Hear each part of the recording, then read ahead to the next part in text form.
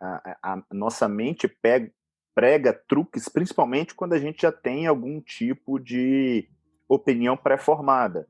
Se eu acredito que comer carne faz mal e eu encontro uma associação, aquilo vira uma verdade absoluta.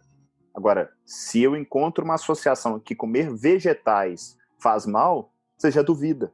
Então, ter isso em mente é muito importante, porque você não pode ter dois pesos e duas medidas. E mais, isso não pode te paralisar. O fato da gente não ter a melhor evidência não nos exime de ter que tomar uma decisão na frente do paciente. E aí entra a conversa, a discussão clara, a questão de custo-benefício, e uma frase que eu falo que quando eu entendi essa frase, eu virei um melhor profissional. Que é a frase do William Osler, pai da medicina moderna, o canadense William Osler, que diz que medicina é a arte da incerteza e a ciência da probabilidade. Bem-vindos a mais esse episódio do podcast O Urologista. E hoje eu entrevisto o colega Dr. José Neto, que é um médico nefrologista, um palestrante renomado internacional e nacional. E eu fiquei muito feliz com o resultado final da entrevista. O nosso tema principal é síndrome metabólica, obesidade e cálculos renais, mas a gente traz aqui uma abordagem bem geral, uma abordagem bem interessante sobre os hábitos de vida, sobre como encarar a medicina atual, sobre como ser um bom médico, como tratar de forma justa e adequada aos nossos pacientes. E eu acho que vocês vão tirar muitas lições e muitas informações de valor dessa entrevista. Então fiquem conosco. Após a música de introdução, a entrevista na íntegra. Sejam mais uma vez bem-vindos.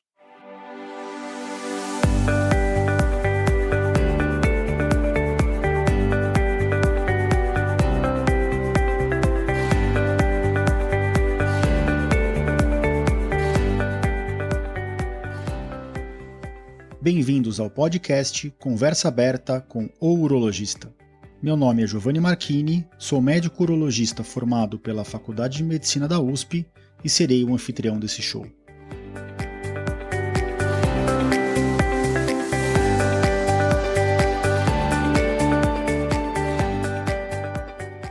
Nesse podcast, queremos compartilhar conhecimento confiável e de qualidade sobre saúde. Com um formato único e inovador, e sempre com o foco no paciente, nós vamos esclarecer as suas dúvidas, trazendo todos os ângulos das situações vivenciadas no dia a dia da urologia.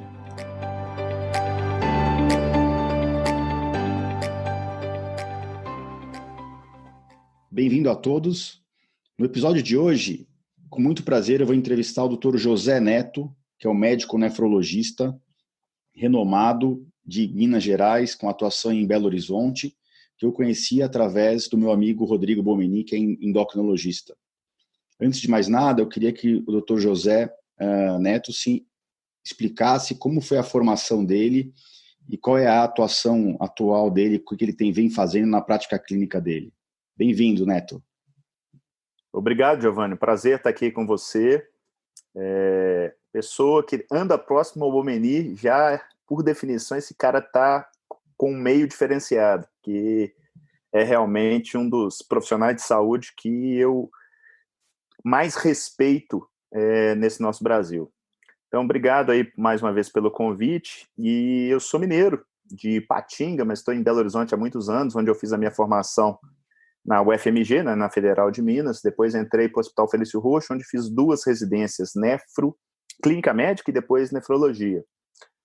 Já saí da residência de nefro como coordenador do serviço do Hospital Felício Roxo, onde eu fiquei por 14 anos ali, ensinando residentes, preceptorando, reestruturando a equipe da nefrologia. E há cerca de um ano eu comecei um novo projeto chamado Nefroclínicas, com outros 2 colegas nefrologistas, com o intuito de fazer aquilo que eu já vinha fazendo no consultório, que é praticar uma medicina de valor. Então, ao invés de querer montar uma clínica de diálise, eu quis montar, junto com esses colegas, a casa do paciente renal para efetivamente entregar valor, impedir progressão de doenças, seja ela doença renal crônica, nefrolitíase, para o paciente com qualquer tipo de disfunção renal. Em função disso, eu acabei saindo do Hospital Felício Roxo, mas acabei de me vincular a um novo hospital, o Instituto Horizonte, aqui em Belo Horizonte, onde eu vou coordenar nefrologia e os serviços de nefro serão prestados pela Nefroclínicas. Além disso, tem uma forte atuação na Sociedade Brasileira de Nefro, na Mineira já fui presidente, atualmente estou no diretório nacional na parte de nefrologia clínica, na Mineira sou diretor científico, capitaneei a Choosing Wisely na nefrologia brasileira e, para fechar, tem um curso para profissionais de saúde sobre saúde baseada em evidência. Sem contar, né, Giovanni? Sou pai, marido, cozinheiro na horas vagas e tantas outras coisas. Eu vi que você gosta de vinho, né? Demais, mas eu adoro enogastronomia e, inclusive, eu entrei em rede social muito por causa de gastronomia.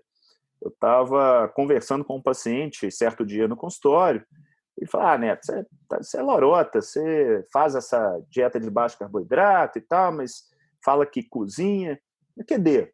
Você podia mostrar para a gente. Eu não tinha nada até então. Em 2016, eu resolvi entrar no Instagram para mostrar os pratos que eu fazia para os meus pacientes, porque eu falava assim, não, é possível comer bem dentro de um padrão alimentar que, naquele momento, era o melhor para mim, né? Aquilo que estava revertendo a minha síndrome metabólica. Sou um cara que, desde então, eu já tinha um lastro muito forte com a atividade física, né? Gosto muito, principalmente, de futebol, mas sempre fiz atividade física de modo geral. E ali eu hipertrofiei meu estudo nos hábitos de vida, que eu costumo chamar de quebra-cabeça da saúde, onde a gente fala de alimentação, hidratação, sono, atividade física, na realidade, movimento, saúde mental e toxinas, né? Sejam elas listas ou não. Eu acho que como todo mundo que está ouvindo pôde ver, o Neto atua em todas as áreas aí da medicina, né? Tanto na parte de estudo, ciência, acadêmica, tem esse curso de medicina baseada em evidências, que é algo que me chamou bastante atenção também. E o nosso tema de hoje aqui, eu convidei o Neto mais para falar sobre a associação de síndrome metabólica, que é algo muito presente no mundo inteiro hoje, obesidade, síndrome metabólica e cálculos renais. Mas o Neto, acho que assim como eu, sofreu bastante nessa pandemia aí, para quem é cientista por natureza e gosta de trabalhos bem feitos, o Covid realmente mostrou a fragilidade que a ciência tem e quem conduz a ciência, acima de tudo. E antes da gente entrar no assunto do dia, Neto, eu queria que você explicasse para os pacientes que estão nos ouvindo, também a gente tem um pouquinho de público de profissional de saúde também, o que é a medicina baseada em evidência, que é o que a gente vai discutir aqui, a gente vai discutir o nosso tema de hoje dentro dessa medicina baseada em evidência, e o que é a medicina baseada em evidência, por que ela é tão importante, né, não só no ano de 2020 do Covid, mas de uma forma geral, né, por que o profissional de saúde tem que saber interpretar direito os estudos e os diferentes tipos de estudo e conclusões desses estudos para, na sua prática diária, trazer o que realmente é verdadeiro e melhor para aquele paciente que ele está cuidando. Giovanni, eu poderia trazer aqui uma definição muito bonita, uma frase de efeito, mas eu gosto de explicar principalmente para o público leigo o que é medicina baseada em evidência ou saúde baseada em evidência, porque isso pode ser extrapolado para as demais áreas da saúde, né? A nutrição, a fisioterapia, a educação física e tantas outras,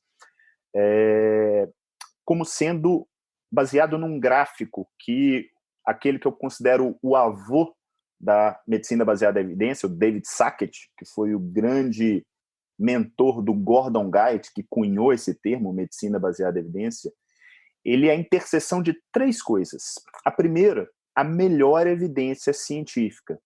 E aqui nesse braço a gente precisa olhar basicamente três coisas. O quanto eu confio na evidência, qual que é o impacto daquela conduta a ser tomada e como é que isso está do ponto de vista de aplicabilidade no indivíduo que está na sua frente. Isso, de uma maneira pragmática, quer dizer que eu tenho vários tipos de evidências, isso não significa que a mais recente seja melhor, a que foi publicada por Harvard seja melhor. Você tem todo um crivo que precisa ser tomado para a gente entender do ponto de vista conceitual o que pode se transformar em aplicação prática. O segundo pilar da saúde baseada em evidência é a experiência clínica. O Neto, o Giovanni de hoje, seguramente é melhor do que o Neto e o Giovanni de 10 anos atrás, pelo menos deveria ser. A gente vai ganhando experiência com o tempo e vai melhorando, igual um bom vinho. E o terceiro, e que por vezes é muito esquecido por nós, principalmente nós médicos, mas eu acho que boa parte dos profissionais de saúde também esquece isso pela própria formação universitária, são os valores e preferências do paciente. Porque às vezes a melhor evidência científica não necessariamente vai de encontro com aquilo que o seu paciente quer. Então a gente às vezes começa a brigar por um valor que não é seu, seja um valor religioso, filosófico, ou o que quer que seja. É dessa interseção que nasce a saúde baseada em evidência. Do ponto de vista da Covid, você falou muito bem, a pandemia ela serviu para aflorar algo que, de uma certa maneira, quem trabalha no meio já sabe que acontece isso. O profissional de saúde ele não tem uma formação pragmática da ciência, ou seja, são estradas paralelas. O sujeito que estuda ciência é o pesquisador, enquanto que aquele que cuida de pacientes acha que não tem nada que estudar no sentido de entender conceitualmente algumas coisas, por exemplo, a que você citou. Qual que é a diferença de causa e associação? Parece a mesma coisa, né? Mas são coisas distintas. Eu vou usar como exemplo aqui, para o pessoal que é leigo nos entender, o seguinte: se eu contar para vocês que tem um dito estudo australiano que diz que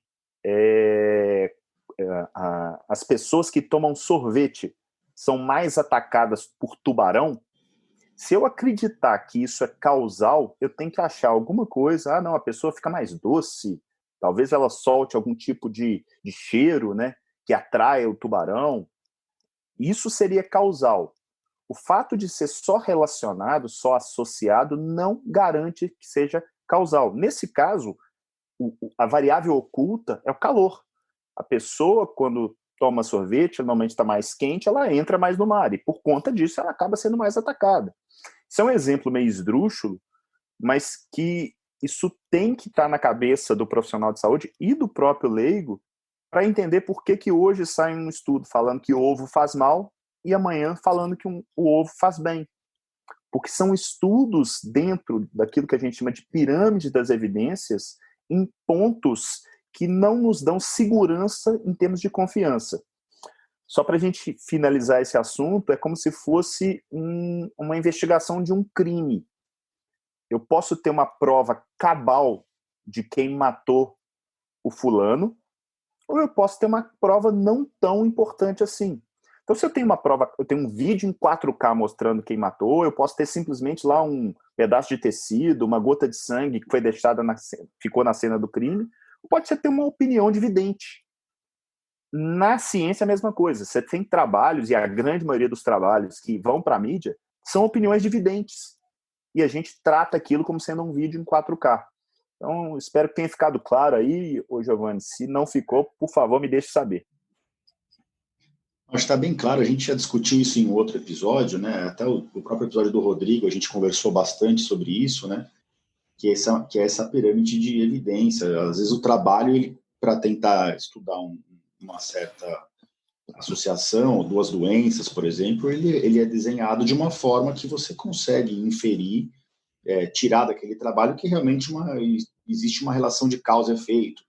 Às vezes não, às vezes foi um estudo populacional em que, na verdade, o estudo populacional mostrou que pode existir uma associação entre dois fatores, como esse do sorvete do tubarão, que é um ótimo exemplo, e, no fundo, o que a gente não acho que é uma culpa, isso é muito culpa nossa, muito mesmo culpa nossa, porque no próprio trabalho, a gente, na discussão no trabalho, às vezes a gente não escreve isso, ou na conclusão a gente afirma algo que, na verdade, não é o resultado daquele estudo. Os estudos de associação, eles deveriam servir para o start, desencadear a nossa imaginação para desenhar os estudos que aí vão sim mostrar se existe ou não uma relação de causa e efeito, né? Porque senão esse estudo aí do sorvete, todo mundo tem que parar de tomar sorvete para poder parar de ser mordido por tubarão, né? E no fundo é um exemplo esdrúxulo, mas é exatamente o que acontece na medicina, né? E tem vários exemplos disso, da ingesta de sódio com hipertensão. Inclusive, nós temos alguns trabalhos que mostram que mesmo os guidelines, né, as linhas de tratamento de várias doenças graves, até na parte da cardiologia, na urologia, na nefrologia, a qualidade dos estudos que estão nesses guidelines não são de alto nível de evidência. Então, a gente realmente tem que sempre buscar fazer estudos de alto nível de evidência, e quando a gente está dando uma recomendação baseada num estudo que não é de alto nível, a gente tem que ter esse crivo de avisar para as pessoas, e na hora de noticiar na mídia, tem que tomar muito cuidado entre a palavra risco e a palavra associação, que é exatamente o que você disse, né? Risco é algo que realmente aumentou a chance de um outro evento acontecer, e a associação é que quando um evento acontece, ele estava associado com uma maior prevalência de outro evento, mas você não consegue traçar uma linha entre um e outro. Às vezes, parece, né, plausível que um causou o outro, a gente traça isso na nossa mente, que parece óbvio, mas muitas vezes é o que você falou, não tem um fator de confusão, ou tem um outro fato no meio do caminho que a gente acabou não avaliando e ele era o real culpado, né? É o vídeo 4K versus aquela filmagem que você não consegue nem ver a sombra da pessoa, né? E, Giovanni, o que acontece é a nossa mente prega truques, principalmente quando a gente já tem algum tipo de opinião pré-formada. Se eu acredito que comer carne faz mal e eu encontro uma associação, aquilo vira uma verdade absoluta. Agora, se eu encontro uma associação que comer vegetais faz mal, você já duvida. Então, ter isso em mente é muito importante, porque você não pode ter dois pesos e duas medidas. E mais, isso não pode te paralisar. O fato da gente não ter a melhor evidência não nos exime de ter que tomar uma decisão na frente do paciente. E aí entra a conversa, a discussão clara, a questão de custo-benefício, e uma frase que eu falo que quando eu entendi essa frase, eu virei um melhor profissional. Que é a frase do William Osler, pai da medicina moderna, o canadense William Osler, que diz que medicina é a arte da incerteza e a ciência da probabilidade. No fundo, a gente trabalha num cenário de incerteza. Eu não sei se eu vou sair hoje de casa, se eu vou voltar. E isso acontece também no consultório. Eu posso passar um remédio, uma dieta, uma orientação para o paciente e ser a melhor orientação e não dar certo. Só que muitos vão enxergar isso como erro, mas não é questão de erro. Nessa situação, é uma questão de acaso. E o acaso faz parte da vida. Só que o ser humano e o profissional de saúde, de uma certa maneira, tem dificuldade de enxergar isso. E eu falo com experiência própria. Eu precisei assim, de um tempo de maturidade para conseguir trazer essa incerteza para a minha prática clínica sem perder o pragmatismo, sem, no fundo, estar tentando, de uma certa maneira, ajudar o paciente.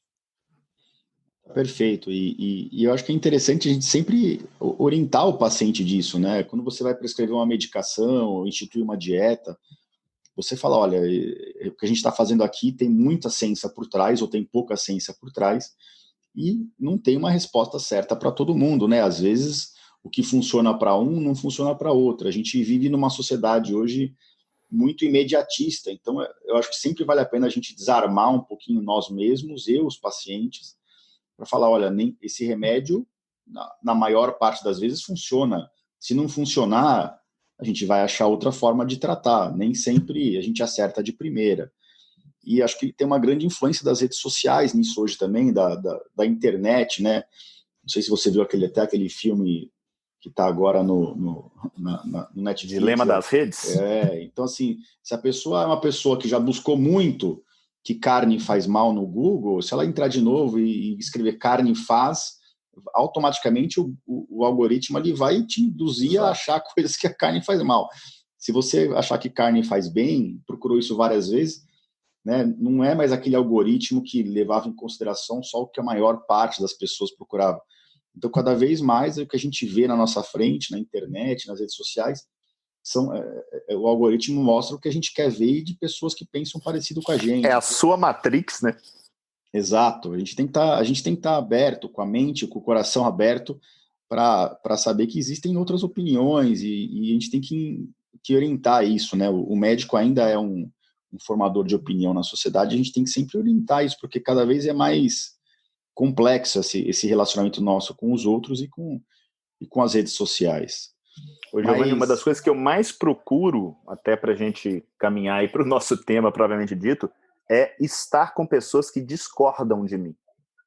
Pelo menos aquelas pessoas que, obviamente, que acrescentam, né? Tem aquelas que discordam por discordar. Mas uma pessoa inteligente que discorda e que te faz pensar, nesse momento eu acho que a gente tende a crescer demais. Existe até aquela metodologia de resolução de problemas, né? Você nunca pode tentar resolver um problema importante sozinho, né? Quanto mais pessoas na sala com você, com visões diferentes, com backgrounds diferentes, mais criativas são as soluções, né? E mais abrangente é a resposta, né? Porque às vezes você está trazendo uma resposta para um problema ou para uma realidade ou para um tratamento que às vezes é o que você falou, às vezes você está medindo o paciente com a sua régua, né? A gente tem que saber qual é a régua do paciente, existem várias réguas. Exato, né? Exatamente.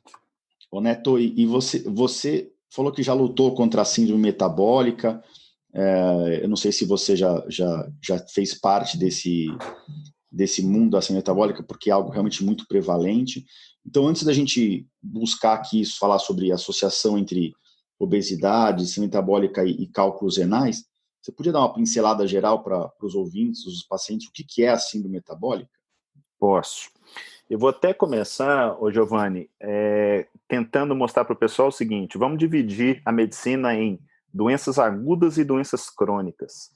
A medicina para doenças agudas ela é fantástica. Se você tiver, seja por qualquer causa, uma insuficiência respiratória, tiver um trauma, tiver que operar de urgência, infartar e tiver que colocar um stent, nisso nós somos muito bons, a medicina cresceu demais nos últimos anos. Para doenças crônicas, e o que eu estou chamando de doenças crônicas? Pressão alta, diabetes, obesidade, gordura no fígado, cálculo renal, gota, demências do tipo Alzheimer e tantas outras, isso não são pífios. Os resultados não me deixam mentir. O número de pessoas com essas doenças, elas só aumentam, não só no Brasil, como de forma geral no mundo. E, de uma certa maneira, a gente pode agrupar boa parte delas dentro desse conceito de síndrome metabólica, que nada mais é do que uma resistência a um hormônio que ele é importantíssimo no nosso corpo, chamado insulina, só que quando chega a um determinado ponto, o corpo grita. E o corpo do seu Zé vai gritar e mostrando um diabetes. O corpo do Manuel vai gritar com pressão alta. O do Neto vai gritar com sobrepeso.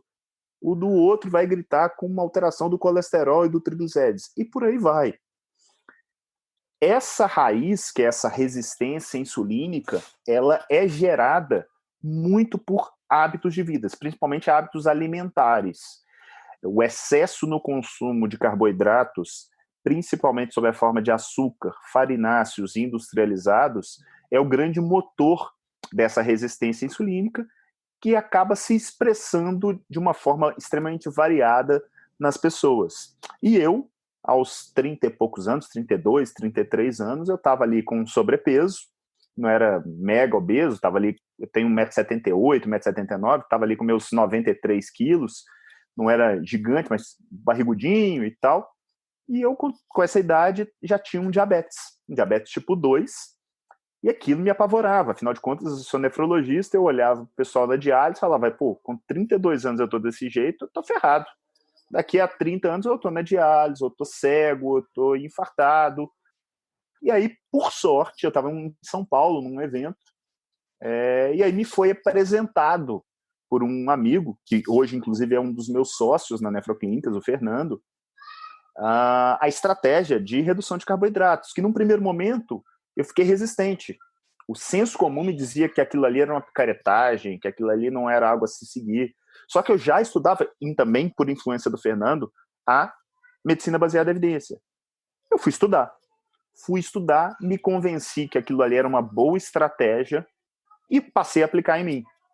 Tem 6 anos que eu sigo essa linha, variando aí na restrição de carboidrato, às vezes um tempo mais, um tempo menos, mas nessa brincadeira eu consegui reverter meu peso, hoje eu tenho um peso saudável, parei de tomar remédio para glicose, reverti meu diabetes, e dali para passar a usar isso no meu consultório foi um pulo, né? E basicamente eu converso sobre isso com virtualmente todo paciente que entra hoje dentro do meu consultório.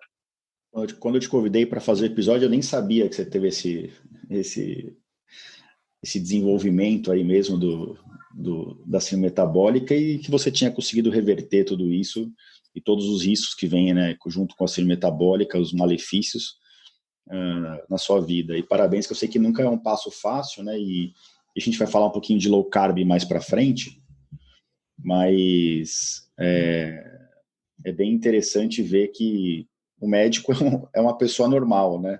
Eu acho que médico às vezes aquele médico perfeito do Instagram. Não, tem médico que também fuma, tem médico que é hipertenso, tem médico que é obeso, tem médico que também come errado. E é interessante que você está aqui como especialista para explicar para os pacientes, mas lá atrás você já passou por essa batalha e graças a Deus você está num caminho saudável aí, agora dando aula sobre isso, né? E Giovanni, você quer uma coisa que é interessante, até para a gente exemplificar o que eu falei um pouquinho antes, o fato de eu ter revertido tudo isso reduz o meu risco, mas não zera. Então, muita gente acha que pelo fato de eu ter melhorado, eu não tenho nenhum risco de um dia fazer diálise, ou ficar cego, ou perder uma perna. Isso faz parte, só que é como se fosse um jogo de rifa. Todo mundo nasce com um determinado número de bilhetes para fazer diálise. Se você não se cuida, fica obeso, diabético, hipertenso, seu número vai aumentando. Probabilisticamente, você passa a ter maior risco de terminar na diálise. Mas isso não significa que uma pessoa que faça tudo certo não tenha esse risco. É essa incerteza e é sobre essas probabilidades que eu consegui extrair dessa frase do William Osler e trazer para a prática clínica e mostrar para as pessoas, olha, vantagens e desvantagens.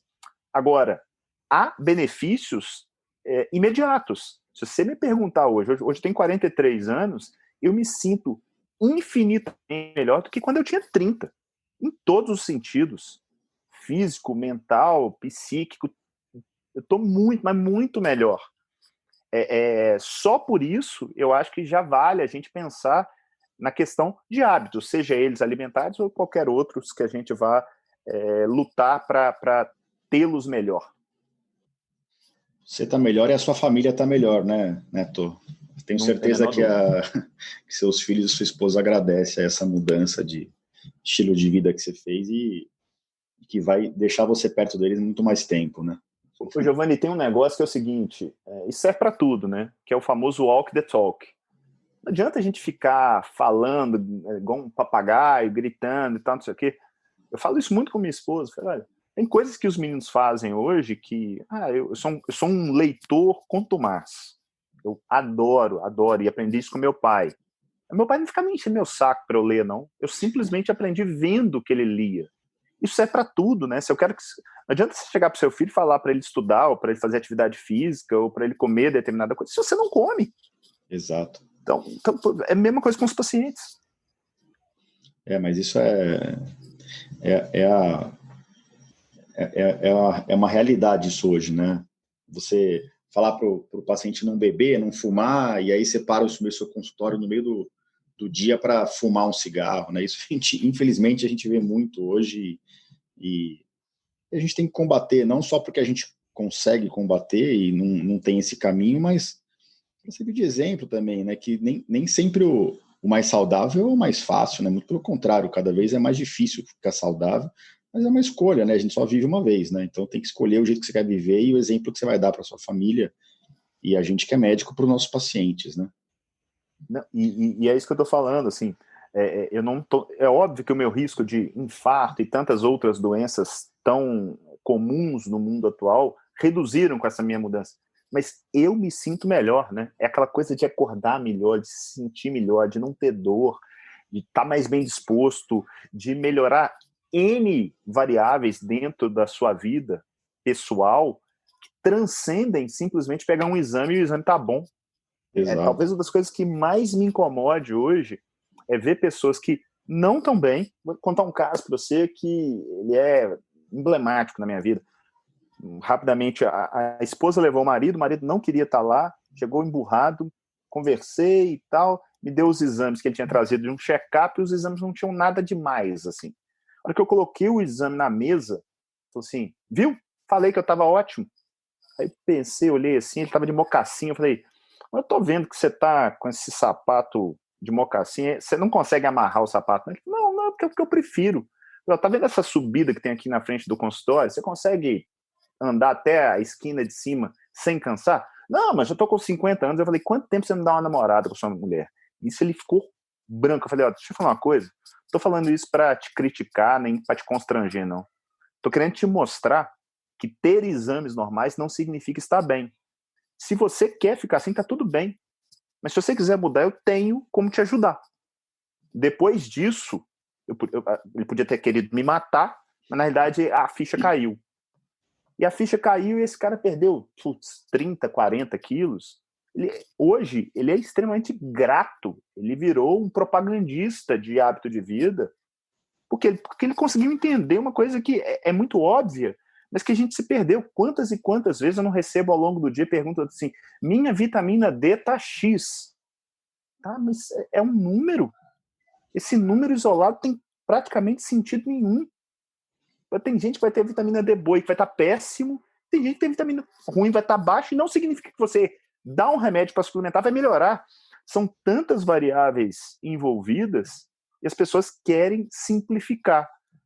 No mundo que a gente vive hoje, da saúde digital, com cada vez mais inteligência artificial, machine learning, robôs, se o profissional de saúde, se essa ficha não cair, ele vai perder o lugar para o robô sim, e vai ser merecido. Acho que já está perdendo e muito por culpa nossa mesmo, né? Tipo, aquele negócio de ficar tratando o exame, né? O médico não examina mais o paciente, não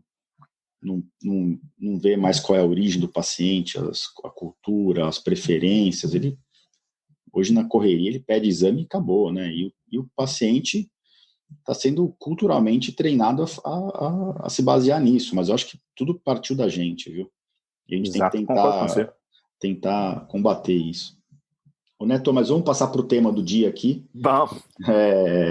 Mas foi importante fazer essa janela aqui que a gente fez de medicina baseada em evidência, até porque a primeira pergunta que eu tenho para você, na verdade, é o seguinte: a gente dá aula de cálculo renal, que é a minha área de atuação maior dentro da academia, e se vende muito no mundo de que a obesidade e a síndrome metabólica aumentam o risco de cálculo renal, principalmente se baseando-se em alguns estudos mais antigos e estudos populacionais em que eles separaram, viram que o risco de cálculo, a prevalência de cálculo renal veio aumentando nos últimos anos, e na hora que eles separam a população em obesos e não obesos, eles veem que o obeso tem uma prevalência maior de cálculo renal nesses estudos populacionais.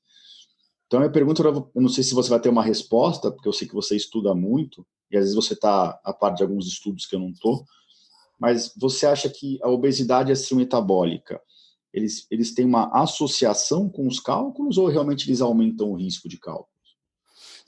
Ótima pergunta. Bom, primeiro, é indubitável a associação. Tem inúmeros estudos epidemiológicos que são observacionais que corroboram isso que você acabou de falar. Eu olho, eu vejo que o gordinho tem uma probabilidade maior, tem uma chance maior, na realidade, de desenvolver cálculo renal do que aquele sujeito que está bem.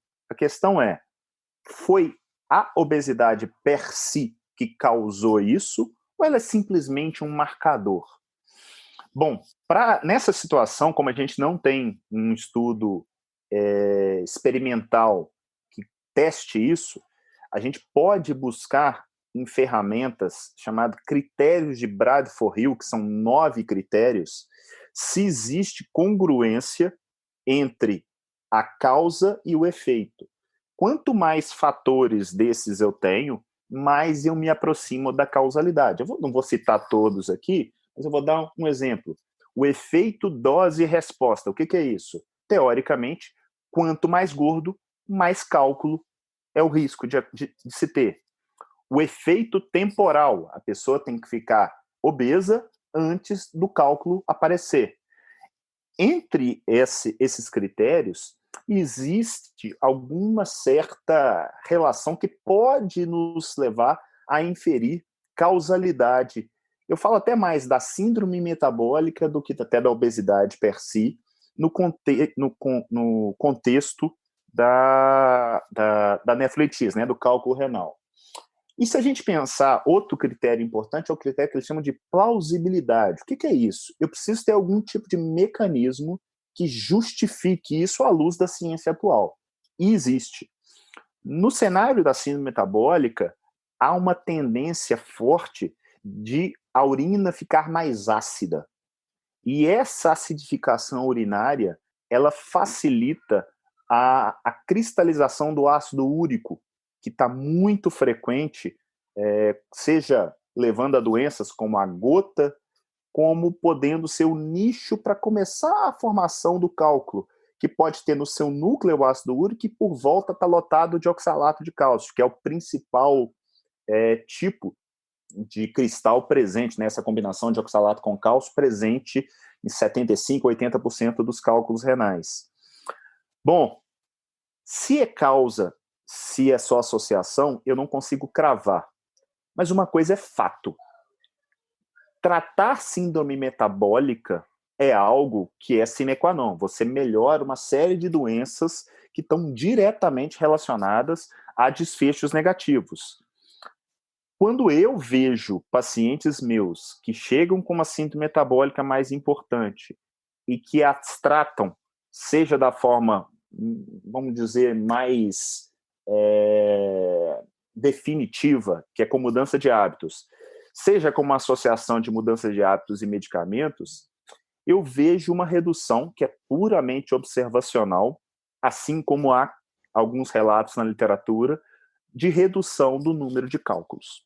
Então, o que eu, na prática, e você vai ver, Giovanni, que eu vou tentar sempre trazer para o meu dia a dia, colocando que aqui, ó, isso aqui não é uma verdade absoluta, mas eu percebo que naqueles pacientes que você consegue tratar esses comemorativos da síndrome metabólica, você tem uma redução no número de cálculos, principalmente se não há uma outra causa correlacionada, por exemplo, o uso de uma medicação ou, às vezes, algum tipo de doença hereditária que possa estar dando aquele cálculo renal. Perfeito. Eu acho que é essa visão que eu queria que você desse, a gente pensa bem parecido. Para ser bem sincero, no consultório urológico, de uma forma geral, nem sempre nem todo obeso tem pedra, né? E eu até conversando com quem cuida só de obeso, com o próprio Rodrigo, por exemplo, que é endócrino, ou no Hospital das Clínicas, onde a gente tem um setor lá da gastro que cuida só da obesidade, cirurgia de obesidade bariátrica. Essa associação, para eles, não é tão clara, acredita, Neto? Assim, eles não encaminham muito paciente com cálculo para a gente, nem na academia, mesmo fazendo ultrassom e às vezes tomografia para esses pacientes que têm cirurgia de obesidade agendada, porque realmente eles não conseguem identificar essa maior prevalência, apesar de todos os estudos populacionais mostrarem isso. Então, isso gera uma dúvida. A segunda dúvida é que a gente não tem estudos mostrando que perder peso diminui o risco metabólico, urinário, de cálculos. A literatura é meio ambígua nisso, e até a gente fez um estudo recente no HC que está para ser publicado, e a gente não conseguiu mostrar, para você ter ideia, a mudança na calciúria, no pH urinário, em quem perdeu peso versus quem não perdeu peso, quem controlou a síndrome metabólica ou não. É lógico que a plausibilidade existe, é o que você falou, né? Aumento da acidez urinária, aumento da questão de oxalato, e realmente nos estudos mostram que, enquanto na população normal a prevalência de cálculos de ácido úrico é em torno de 5 a 10%, nos obesos chega até 20, 30% às vezes, mas essa associação é muito vendida como risco, e acho que a gente não tem essa informação na literatura ainda, né, como você mesmo disse. E passando um pouquinho até para que intervenção que a gente pode fazer, né? Então, as recomendações gerais para quem tem cálculo são aquelas de sempre, que a gente sempre fala: aumentar líquidos, aumentar suco cítrico, diminuir sódio, proteínas. A gente acha que cálculo de ácido úrico realmente às vezes está associado com excesso de proteína, com a obesidade, dieta balanceada em cálcio. Aí eu faço uma dúvida, uma pergunta, né? Então, assim, no indivíduo obeso que está formando cálculo, né, aquele que sabidamente tem cálculo, você acha que essas recomendações gerais, elas valem mesmo? Ou a gente tem que ser um pouquinho mais assertivo e fazer algo mais personalizado para essa população e para esse tipo de paciente? Você acha que adianta eu pedir para esse paciente diminuir proteína, por exemplo? Qual que é o sentido de fazer isso? O que você faz na sua prática? Vamos lá, uma ótima pergunta. Só para o pessoal entender. De uma certa maneira, acontece na nefrolitíase o que por vezes eu vejo acontecer na medicina como um todo. Existe aquela fragmentação do cuidado, né? Então o nefrologista cuida dos rins, o cardiologista do coração, o pneumo do pulmão, e esquecem que existe um todo. Por que eu estou falando isso? O estudo metabólico, que é aquele estudo colhendo urina de 24 horas, mais sangue, o que a gente procura ali de uma certa maneira? Fatores de risco para promoção ou para prevenção do cálculo renal. E ali eu vou olhar quanto de cálcio o paciente elimina na urina, quanto de oxalato, quanto de citrato, como é que está o pH urinário. E daí eu pego um mecanismo isolado. Comer muita proteína leva a uma maior acidez urinária. Se eu estou levando a maior acidez urinária, em última análise, eu vou formar cálculos. Você simplifica, através de uma via mecanística, um todo. Você esquece que por trás tem muita coisa a mais. Então, respondendo bem de forma direta a sua pergunta, eu definitivamente não concordo com a forma como a coisa é conduzida. E eu passei a perceber isso nesses últimos anos, quando eu passei a tratar o elefante na sala. O que é o elefante na sala? O cara chega com 1,5 m e 100 quilos, eu preciso emagrecer esse cara, para depois ver o que sobra. E emagrecer esse cara, se eu simplesmente começar a cortar de forma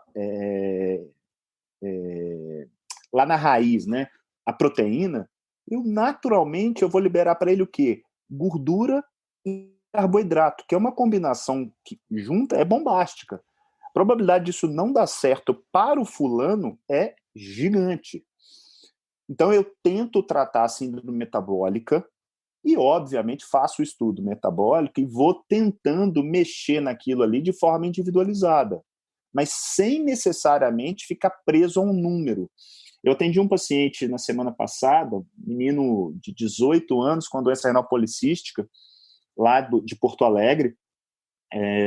Menino, assim, cara, se eu tivesse a cabeça dele quando eu tinha 18 anos, eu tava voando hoje. Então, o menino se cuida super bem, mas ele desenvolveu um cálculo pequeno ali de 4 milímetros, se eu não estou enganado, e ele tem uma hipercalciúria muito importante, uma hipercalciúria de 600, 650 miligramas mantida, com uma leve hiperuricosúria, e ele vem flertando com dietas de baixo carboidrato, na realidade, em alguns momentos mais cetogênico, outros menos, e agora ele está numa dieta carnívora. E do ponto de vista prático, ele tem esse cálculo, mas é um cálculo relativamente pequeno. Eu poderia simplesmente, se eu fosse seguir a ferro e fogo, falar assim, não, corta proteína, corta sal, vamos fazer uma dieta mais rica em carboidratos. Só que, por outro lado, eu tenho algumas evidências também de baixo valor científico que talvez a dieta cetogênica seja boa para a doença renal policística. O que eu vou fazer com ele? Eu vou acompanhar, vou ver o que está acontecendo com aquele garoto e não simplesmente colocá-lo dentro de um protocolo que está escrito dentro de uma diretriz que foi formulada baseada em evidências que, por vezes, são ruins. Perfeito. Acho que esse exemplo que você deu reflete bem o nosso pensamento, né? A gente fica querendo encaixar o paciente dentro de uma caixinha para que a gente tenha uma terapia pré-formada para ele, né? Então a gente fica tentando adaptar o paciente à terapia, o paciente à técnica, e não o inverso, né? A gente tem que adaptar a técnica e a terapia ao paciente. E eu vou te falar, né, Tô, eu convivo com experts da parte de litias, o nosso grupo do HC é muito forte, até reconhecido mundialmente pelas nossas publicações, e eu convivo com os estrangeiros, americanos, europeus, asiáticos dessa área, e isso não é comentado em congresso. Então, assim, o paciente chegou com cálculo de ácido úrico, a primeira coisa que se fala é vamos diminuir proteína e vamos alcalinizar a urina. Vamos dar um citrato. Sim. Ninguém nem olhou ali aquela síndrome metabólica, né? Por quê? Porque você quer encaixar o paciente dentro de uma caixinha rápida, de rápida resolução, até porque muitas vezes é o que o paciente pede, né? Pô, como é que eu vou tratar? Ele não quer, às vezes o paciente não. A gente tem que fazer ele compreender que o tratamento, que o cálculo é a via final de um distúrbio metabólico muito maior, que é a consequência de algo maior, que nem você falou, né? E às vezes nós, como médicos, urologistas, nefrologistas, a gente não gasta esse tempo e esse estudo do próprio paciente para entender isso. Olha, você está com uma síndrome metabólica, você está com o cálculo renal, é um dos menores problemas que você pode ter no futuro, né? E seu corpo está dando indícios de que algo está errado no seu balanceamento metabólico. Vamos investigar e vamos atrás da solução a longo prazo, não a curto prazo. Então, aí eu te pergunto, para um paciente que tem síndrome metabólica, claramente tem síndrome metabólica documentada nos exames e na obesidade, e está formando cálculo, precisou ser operado, você já deixou claro que a dieta rica em proteína não é a sua melhor dieta. Então, qual seria a recomendação ideal para você hoje? E se você for falar da low carb, como você já falou um pouquinho, por que a low carb te chamou, para você que é um médico tão cientista no sentido de aplicar a ciência à realidade, por que você acha que a low carb talvez se encaixasse nesse doente e em termos de trabalhos robustos científicos, o que você tem visto em relação a benefícios da low carb? Vamos lá, então. Historicamente, essa questão do medo da gordura, do colesterol, é algo que data aí da década de 60, década de 70. E, mais especificamente, em 1977, foi publicado a primeira diretriz nutricional americana, que saiu, na verdade, do Senado americano, que ficou conhecida como Comissão McGovern, onde o governo passava a propor aquilo que a população iria comer. Então, na nossa geração, nasceu num mundo onde comer gordura fazia mal, comer de 3 em 3 horas que era o certo, que carne é um grande vilão, que a gente precisa comer grãos integrais e por aí vai. Só que eu parei de brigar com a realidade, né? A hora que você olha para o lado, tá todo mundo gordo, tá todo mundo doente, a coisa não para. A coisa só não é pior porque, do ponto de vista agudo, a gente consegue tratar lá na ponta a complicação da síndrome metabólica, seja um infarto, seja o cálculo renal. Cada vez mais as técnicas endourológicas melhoram para tratar a complicação, do mesmo jeito que os stents melhoram para tratar o infarto. Mas o que está causando isso? Bom, a gente não consegue garantir, como a gente disse, que seja a síndrome metabólica, mas ela parece, tudo leva a crer que, no mínimo, ela é um belo de um coadjuvante. Então, o que eu faço? Eu tento melhorar essa síndrome metabólica.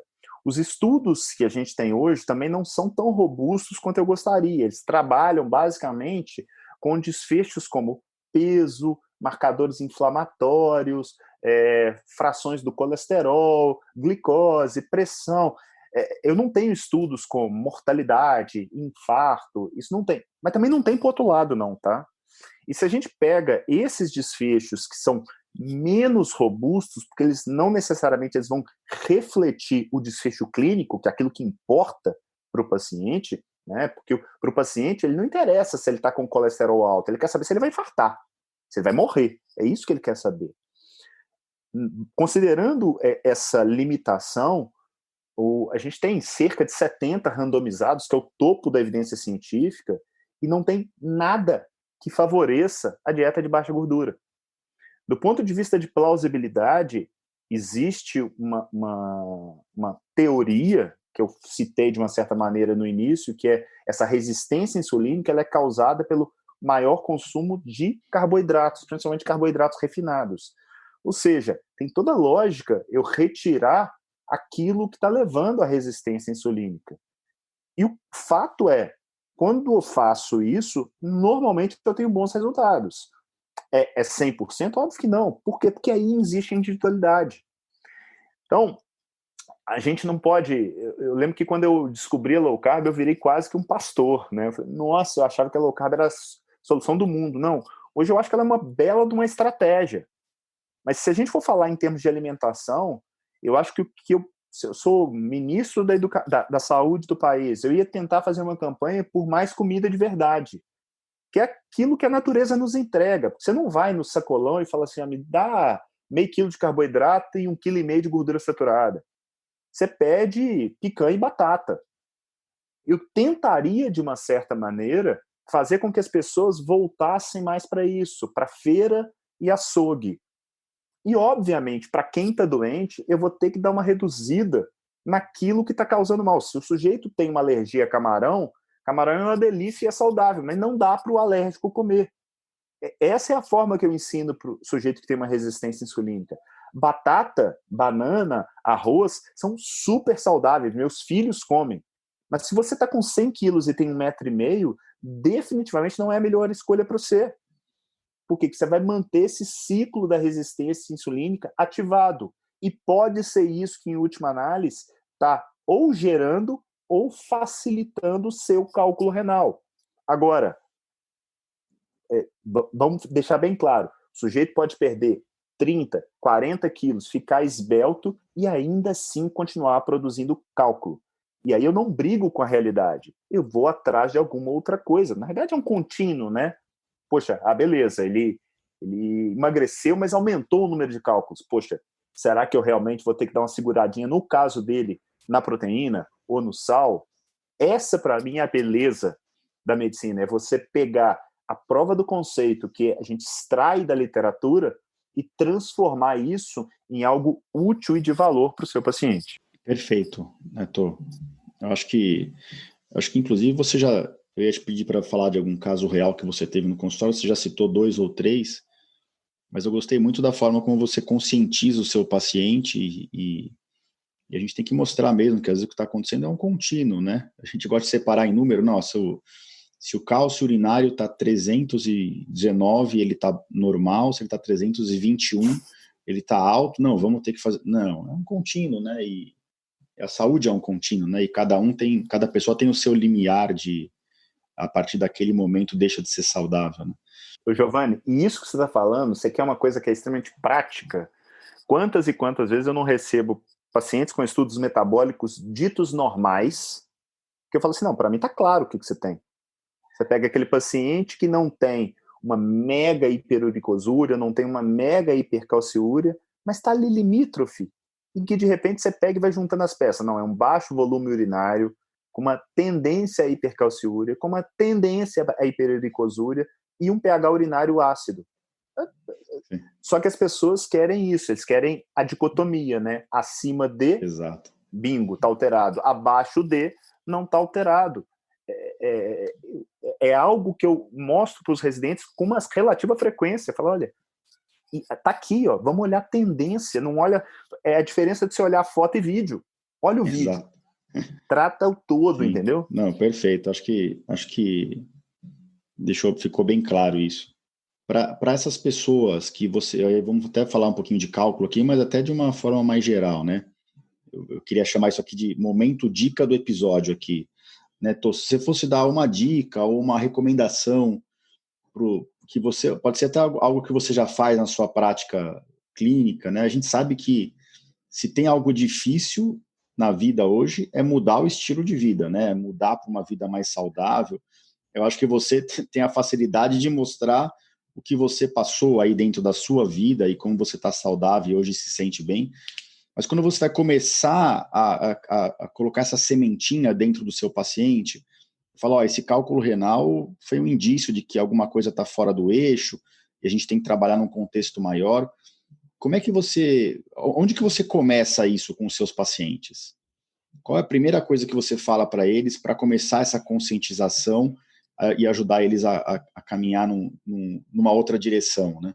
Na realidade, do mesmo jeito que eles falam que não, a maconha é a porta de entrada para as drogas, pois é, a alimentação, a comida de verdade, a nutrição foi minha porta de entrada para hábitos de vida.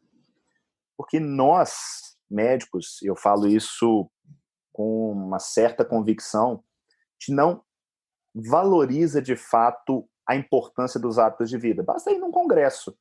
Você vai num congresso falando a respeito de nefrolitíase, você vai ter de uma palestra de 30 minutos, 29 minutos e 20 segundos falando de coisas não relacionadas a hábitos, e tem um slide falando lá que tem que emagrecer, que tem que tirar a proteína e o sal da dieta, e passa por isso mesmo. Isso acontece com a enorme maioria das doenças crônicas. Então, a primeira coisa é o profissional se conscientizar e perceber que isso é, sim, muito importante. E eu pude sentir na minha própria pele. Eu melhorei.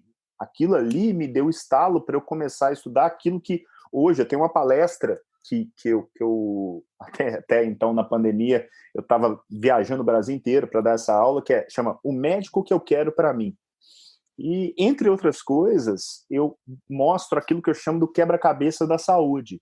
E por que quebra-cabeça? Porque essas peças elas estão encaixadas. Então eu tenho a peça da alimentação e da hidratação, eu tenho a peça do sono, eu tenho a peça do movimento, eu tenho a peça da saúde mental e eu tenho a peça das toxinas, né? Toxinas desde poluição, cigarro, álcool, drogas, medicamentos, tudo aquilo que entra no nosso corpo e que pode, em última análise, fazer mal. Todos os meus pacientes, eu pego na anamnese como é que ele está nesse sentido. E eu vou tentar atacar pelo menos uma dessas variáveis em toda a consulta. Pode ser que o elefante na sala do seu Zé seja a alimentação dele, que está péssima. Ele come pão de manhã, à tarde e à noite. Pode ser da Maria, que ela está completamente descompensada do ponto de vista mental e que ela precisa, não necessariamente de um remédio, às vezes ela precisa de uma terapia, às vezes ela precisa passar a fazer atividade física, às vezes ela precisa meditar, e às vezes ela vai precisar do remédio. Como eu posso usar remédio para tantas outras coisas, eu gosto de deixar claro, eu não sou contra remédio, não. Remédio de forma protagonista para tudo quanto é doença. Às vezes o cara não dorme bem, está cansado o dia inteiro, e ele tem uma síndrome metabólica, tem uma apneia do sono, aí você liga um CPAP nele, nada contra o CPAP, mas você precisa tratar a raiz, porque senão, inexoravelmente, essa pessoa vai colher erva daninha. Hoje, o que eu vou dar um exemplo de mais um caso de um paciente que eu acompanho tem cerca de 3 anos. Ele esteve comigo um pouquinho antes do início da pandemia, e ele é daqueles pacientes que tinha 3 anos que eu acompanhava e ele não fazia absolutamente nada do que eu sugeria. E aí eu olhava para aquilo e falei, cara, consulta cara, o cara tá vindo aqui, eu não vou desistir desse cara, mas de jeito nenhum. E eu falei exatamente isso para ele, falei, você vem aqui, você confia no meu trabalho, nosso papo é bom, mas olha, você não faz nada do que eu tô pedindo e eu não vou brigar com você, mas eu não vou desistir de você. Por quê? Porque eu acredito que se você fizer um pouquinho, e isso eu acho que é uma coisa importante, Giovanni, às vezes a gente quer sair do 8 para o 80, e às vezes sair do 8 para o 20 já é um belo passo. O bom não pode ser inimigo do ótimo. E aí conversa vai, conversa bem, eu consegui convencê-lo de que ele quer tentar mudar. Cerca de 3 semanas depois, ele me mandou uma mensagem no WhatsApp. Doutor Neto, 3 semanas após, 4 quilos a menos. Muito obrigado por não desistir de mim. Cara, são essas coisas que me fazem sentir que vale a pena ser médico. Porque eu sou um cara, posso me considerar um cara de sucesso, tenho um consultório super legal, cheio, sou reconhecido pelos meus pares, mas essas coisas são impagáveis. Porque você sabe que você fez a diferença não na calciúria dele. Você fez diferença na vida dele, na forma como ele interpreta a vida. É igual o outro caso daquele que me procurou, que achava que os exames estavam todos normais. É isso que o profissional de saúde, seja ele médico, nutricionista, educador físico, precisa fazer. Não é tratar a bioimpedância, não é tratar com suplementação, não é tratar o número que está ali no lipidograma. É tratar o seu Zé, que está na sua frente, tentando servi-lo da melhor maneira possível. Então, se eu fosse deixar um recado para o cliente, né, para o paciente, que eu gosto muito de chamar de cliente, é: invista em você, invista em hábitos, invista em ser uma versão melhor de você a cada dia. Você tem essa atuação porque você se importa, né, Neto? Se todo médico se importasse Muito, dessa cara. forma com seus pacientes, né? E isso, o que move a gente na nossa profissão hoje, eu acho que eu penso bem parecido com você, é isso, né? A gente ter esse toque na vida das pessoas, e não só na vida delas, mas das pessoas que amam elas e as famílias, e isso gera um ciclo virtuoso, né? Mas eu vou aproveitar isso para passar para o próximo momento aqui, que eu queria chamar de momento reflexão, porque você e eu, a gente vive essa medicina, mas eu acredito sinceramente que essa não é a medicina mais praticada. Então eu queria te perguntar se você acha que você enxerga que a medicina, de uma forma geral, tá num caminho bom, ou você acha que a gente tem que muito combater essas práticas erradas na medicina e retomar a medicina individual, medicina levando em consideração o paciente, não o exame?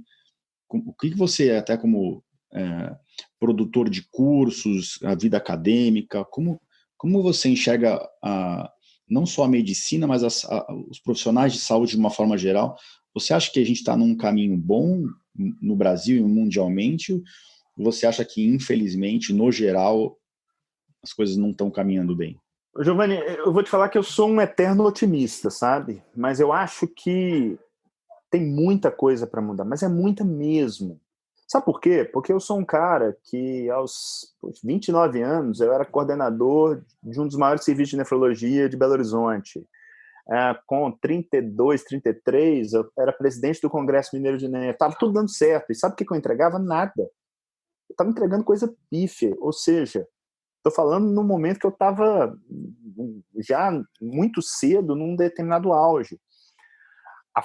O modus operandi precisa mudar. E eu não... eu detesto essa coisa de falar que medicina é sacerdócio. Não é sacerdócio, não. É uma belíssima profissão de entrega de valor, de servidão, mas eu quero também ser recompensado com isso. Eu não sou purista de falar, não quero ganhar, não, minha consulta é consulta cara, tal, não sei o quê.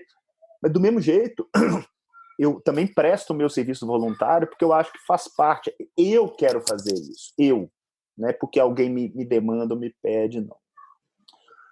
Mas como eu disse, eu sou um cara extremamente otimista, eu tento sempre olhar a metade cheia do copo, sabe?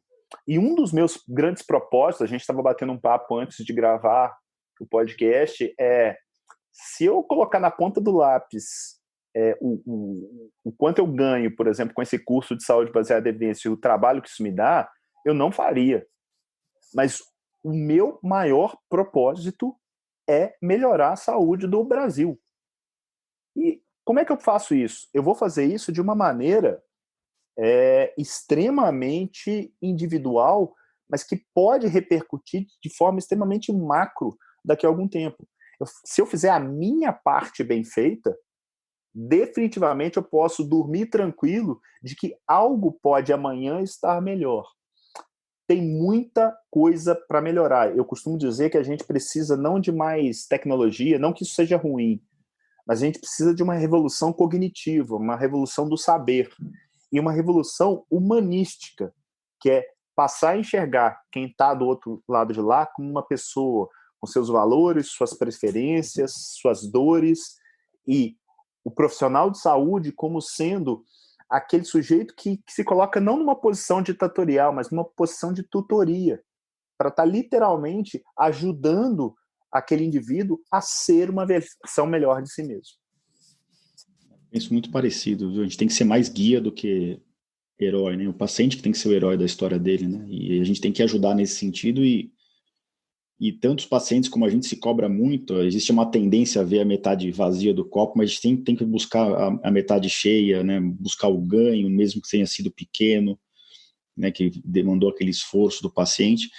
E eu ouvi recentemente até um episódio de podcast que foi até lançado um livro que vai de encontro ao que você estava falando, acho que chama Upstream Thinking, não sei se você já viu isso. Não, isso Eles não. até citam um exemplo bem interessante. É o seguinte: você e um amigo seu na frente de um rio, e aí, de repente, você está olhando no rio, passa uma criança se afogando. Qual que é a nossa reação natural, né? Seu amigo, você foi lá, pulou no rio, salvou a criança, tirou. Aí, na hora que você estava tirando essa criança, o seu amigo falou: tá vindo outra. Aí você já pula no rio de novo e vai lá salvar a criança, né? Aí, com muito esforço, você consegue tirar essa segunda criança, já está morto, que o rio é um rio complicado, com uma correnteza grande. Na hora que você fica de pé, olha para as duas crianças, elas estão bem, já vem outra de novo. E aí você vê o seu amigo sai andando. E aí você fala: nossa, mas você está louco? Onde você está indo, né? Vamos salvar a criança aqui. Ele fala assim: não. Eu vou lá em cima ver quem está atacando as crianças no rio. Que é exatamente isso que você falou, né? A gente é muito bom em tratar infarto, em tratar o cálculo, o cardiologista que trata o infarto, às vezes é visto como um herói, o urologista que vai lá e opera, a gente opera muito, a gente gosta de operar, é visto como um herói, tirou a dor do paciente, e a gente dá pouco valor para quem está cuidando lá de cima para que as coisas não aconteçam, né? Porque as coisas sempre andem no eixo, né? Isso vale para a saúde, vale para a empresa, vale para sua família, vale para tudo, né? A gente valoriza, às vezes, pouco o profissional ou aquela pessoa do bem que tá trabalhando para que a gente não fique pulando toda hora atrás da criança que está se afogando no rio, né? Giovanni, mas eu vou te falar o seguinte: valorização é muito também você tem que se dar. Se você não se valorizar, definitivamente, você não tem que, ninguém precisa ter valorização. Essa valorização tem que nascer do indivíduo, em qualquer situação, não só profissional. E mais, né? Você falou essa questão de orientação, de tutoria. Não basta dizer para o paciente: você precisa emagrecer, você precisa parar de fumar, você precisa parar de beber. Cara, isso ele sabe. Dá como? Se você não sabe como, encaminha para quem sabe. Se você não estuda, essa ficha que precisa cair na cabeça, dentro de cada um. Porque as pessoas, eu lembro quando eu comecei a estudar nutrição, as pessoas, né, o Neto vai largar nefro e vai virar nutrólogo. Eu falei: cara, até minha mãe dá palpite no que eu como que um médico não pode entender o mínimo de nutrição, principalmente na hora que ele percebe que o que ele está fazendo não está dando certo. Exato. Você vê como é que a gente está completamente desvirtuado, às vezes. Louco, desvirtuado, né? Então, o caminho é longo, mas eu acho que óbvio que o algoritmo da rede social nos dá uma certa sensação de que talvez a coisa esteja melhorando, né? Sim. Porque começa a aparecer para a gente coisas que têm algum apego com aquilo que você faz, como você disse bem no início do podcast. Mas eu realmente acho que, dentro do possível, eu acredito que não só é necessário uma mudança importantíssima, quanto eu acho que, de uma certa maneira, ela já está acontecendo. Eu espero muito que eu esteja contribuindo para essa mudança, que é mais do que necessário. Não tenha dúvida que você tá. Eu vejo quantas pessoas você impacta nas redes sociais aí, e isso é totalmente... tem um impacto até em quem a gente não imagina, né? Gente próxima, gente distante, gente de outros países. E se tem profissionais de saúde entrando no seu curso, eu sei que você até fecha o curso para poder dar um curso de qualidade, né? Porque as pessoas têm acesso a você.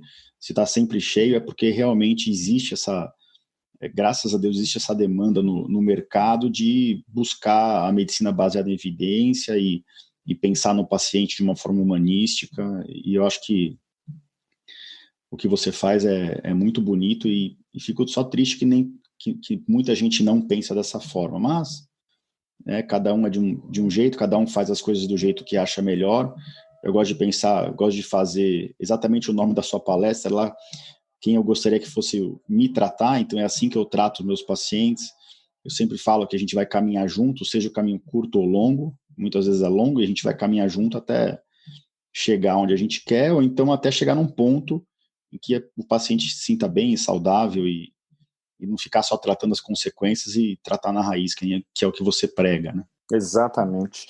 Eu, nessa palestra, para você ter ideia, para fazê-la, eu fiz uma enquete no Instagram, colocando assim, o médico que eu quero para mim, responda com uma palavra.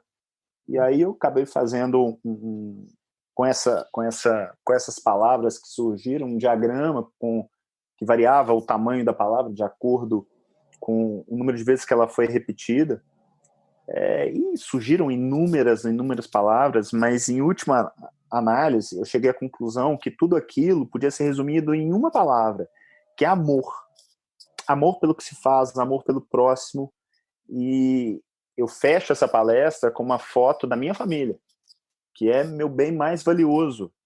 E que o médico que eu quero para mim é aquele que consiga olhar para mim da forma que eu olho para eles, para minha família. Então, olhar para o meu paciente como se ele fosse da minha família, querendo ajudá-lo como se ele fosse da minha família, isso faz com que os resultados tendam a ser mais positivos. Eu vejo isso quando a coisa dá errado, porque nem sempre a gente acerta. Quantos pacientes você não indica um transplante, uma cirurgia, e infelizmente a coisa não dá certo e pode até, em última análise, você ter um óbito. E nessa situação, quando por vezes as famílias, não é infrequente isso, graças a Deus, do ponto de vista, não de que perca muita gente, mas quando acontece, as famílias virem me agradecer. Então, naquele momento de maior dor, se alguém chega e fala assim, ó, perdi minha mãe, perdi meu pai, perdi um filho, e vem para te agradecer, é ali que eu vejo que eu estou no caminho certo. Porque quando tudo dá certo, é muito fácil. Exato. Quando tudo sai de uma forma diferente que a gente imaginou e a família se mostra do nosso lado, a gente realmente tem um reforço positivo de que nossas ações estão contribuindo para um bem-estar, não só do paciente como da família, né? Eu acho que isso é super importante e gostaria que todo médico tivesse essa sensação, né? E infelizmente isso é muito valorizado nos médicos hoje, né? Quando na verdade deveria ser o basal, né, Neto? Então hoje, quando a gente age assim, e a gente age de coração, as pessoas falam, né, olha, eu não encontrei isso em outros médicos, tal, e você fala, putz, eu não sei fazer medicina de outra forma, né? Exatamente. Não, e o Giovanni, as pessoas... Poxa, eu de uns tempos para cá, até em função do empreendedorismo aí, da clínica, eu passei a estudar outras vertentes. Eu sempre fui um cara muito curioso, mas passei a estudar coisas do tipo gestão, do tipo marketing e tudo mais. E hoje eu tenho um conhecimento que a maioria dos colegas não tem, simplesmente porque nunca lhes foi apresentado e não teve interesse. Você consegue perceber como que todas essas ferramentas podem ser usadas para o bem e para o mal, e como que, de uma certa maneira, fazer uma medicina de qualidade, já implicitamente você está fazendo o seu marketing. É um negócio assim que chega a ser óbvio, né? Cuidar bem, responder com carinho, tentar ajudar a despeito de quem seja, são coisas que eu aprendi com meus pais. Aprendi isso por índole. Eu tive essa educação. E aí, de repente, hoje eu tenho, como reflexo, uma carreira de sucesso, graças a Deus. Agora, se você me perguntasse há 6 anos atrás, eu já tinha uma carreira de relativo sucesso, mas eu não estava feliz. Hoje eu posso dizer, cara, que eu sou completamente realizado na minha profissão. Mas assim, muito. E consigo enxergar que tanto do ponto de vista do prisma do paciente, ali dentro da Nefroclínicas, quanto para os profissionais com o meu curso, eu vejo que o meu propósito de, em última análise, deixar um legado está no caminho certo. O resto todo é consequência. Só mostra a boa índole, né? E a sua formação, e seus valores, né? E a gente acaba se aproximando das pessoas que pensam parecido, independente das redes sociais, né? Acho que é por isso que a gente está gravando esse episódio aqui. Neto, muito, muito obrigado pela conversa. Estamos perto do limite do nosso tempo aqui. Acho que você trouxe muita informação valiosa, tanto do ponto de vista de raciocínio clínico, de valores e de como ajudar os pacientes a enxergar a imagem maior, né? O vídeo, não a foto, que nem você falou, né? Para eles entenderem como começar um tratamento, uma mudança de caminho, né? De estilo de vida. E a gente usou os exemplos dos cálculos renais para isso, mas no fundo isso se aplica para tudo, né? Então eu queria, até uma forma de agradecimento, te perguntar onde que as pessoas te encontram em todos os sentidos, né? Qual é o melhor lugar para eles te encontrarem, para caso queiram agendar uma consulta no consultório, para ver isso de perto, esse trabalho que você faz. Se for um profissional de saúde que está ouvindo, aonde que ele acha a entrada do seu curso, se ele está aberto, e nas redes sociais, onde que você é mais presente. Bom, primeiramente eu queria te agradecer, Giovanni, é muito bom conversar com alguém que tem a mesma linha daquilo que você acredita. Isso dá, de uma certa maneira, acende cada vez mais essa chama de acreditar que é possível, sim, melhorar a saúde nesse país. Foi um bate-papo top, como eu disse no início, a pessoa que está próxima do Bomeni, probabilidade de ser uma pessoa do bem, uma pessoa boa, é gigantesca. Então, fica aí meu agradecimento de coração. Bom, onde é que as pessoas me acham? Do ponto de vista físico, eu atendo em Belo Horizonte. Para quem quiser anotar o telefone lá da clínica, é 31 25 15 6868 ou 31 25 15 19 18. Então, 31 25 15 6868 e 25 15 19 18. Nas redes sociais, a turma me acha nas principais redes, mas eu sou mais atuante no Instagram, onde a turma vai me encontrar como Dr. José Neto, Dr. José Neto. Eu tento responder todos os directs, e não tem robô, não tem ninguém que faz isso por mim, sou eu que respondo tudo. Então, um ou outro pode passar batido, mas eu tento responder todo mundo que entra em contato comigo. É a forma de eu agradecer aquela pessoa de estar ali me seguindo e acreditando no meu trabalho. Para os profissionais da área de saúde que têm interesse no curso, além de eu fazer toda semana lives a respeito do tema, né, eu tenho o 717 da SBE toda quinta-feira pela manhã lá no Instagram.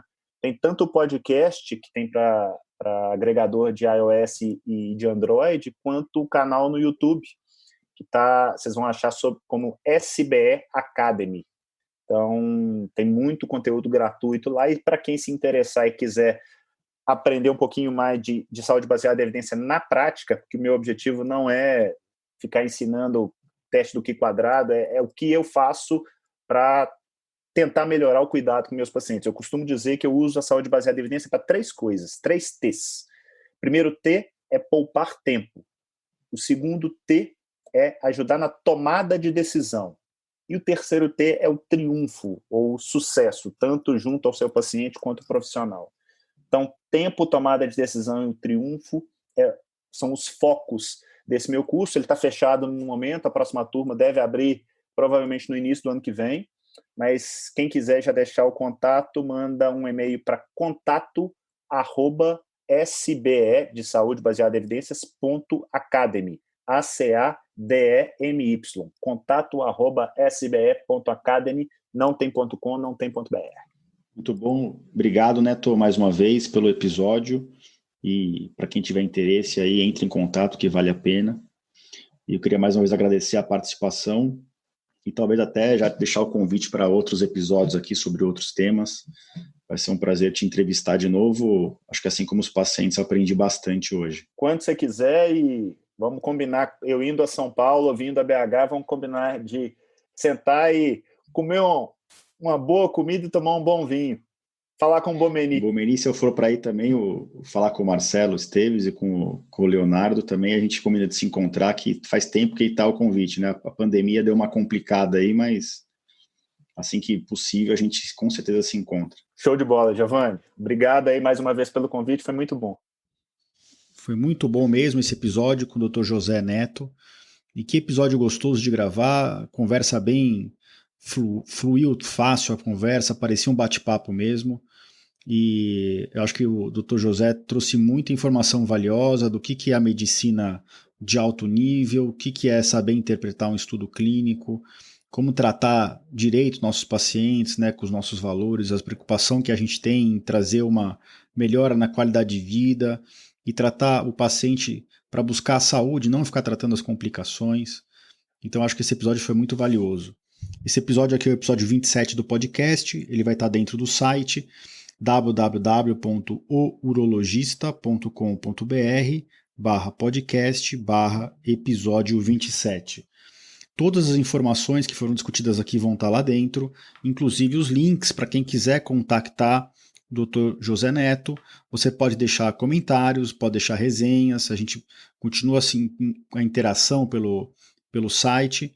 Eu queria mais uma vez agradecer a todos que têm nos ouvido e é sempre um prazer estar aqui com vocês.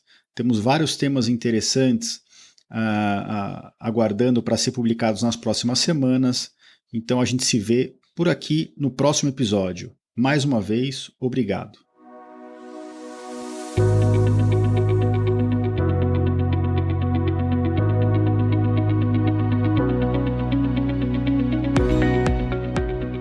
Você ouviu a mais um episódio do podcast Conversa Aberta com o Urologista.